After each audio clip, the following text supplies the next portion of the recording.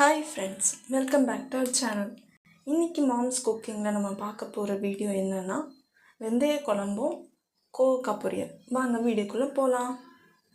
தேவையான பொருட்கள்: புளியை கரைச்சி ஊற வச்சுக்கணும், தக்காளி, வெங்காயம், கருவேப்பிலை எடுத்து வச்சுக்கணும், கோவக்காய் பொரியலுக்கு.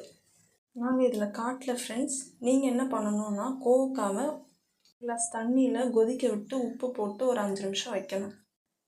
நெக்ஸ்ட்டு கடாய் வச்சுட்டு எண்ணெய், கடுகு, வெங்காயம், கருவேப்பிலை, கோவக்காய், 1 ஸ்கூப் சில்லி பவுடர்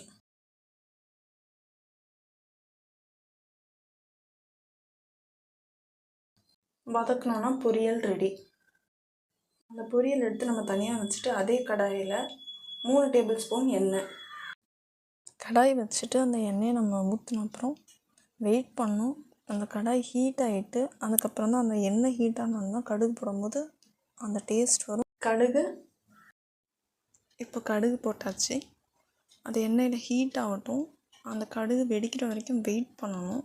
அது நல்லா ஹீட்டாகி வெடிக்கும் போது தான் அடுத்தடுத்து நம்ம போட முடியும். வெந்தயம் அந்த மாதிரி. வெந்தயம் 1 டேபிள் ஸ்பூன்,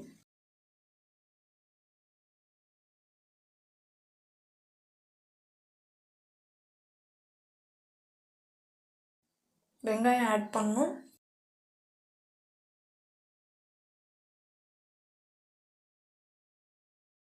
பொன்னிறம் வர வரைக்கும் வெயிட் பண்ணணும். தக்காளி, கருவேப்பிலை. நிறைய பேருக்கு காரக்குழம்பு பிடிக்காது, எனக்குமே பிடிக்காது தான். ஆனால் அவசரத்துக்கு வேகமாக செய்கிற அளவுக்கு ஈஸியாக இருக்கும்.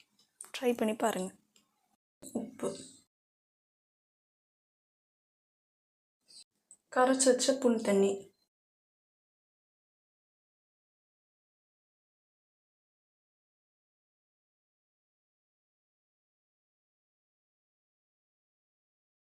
ஒரு ஸ்கூப் சில்லி பவுடர்.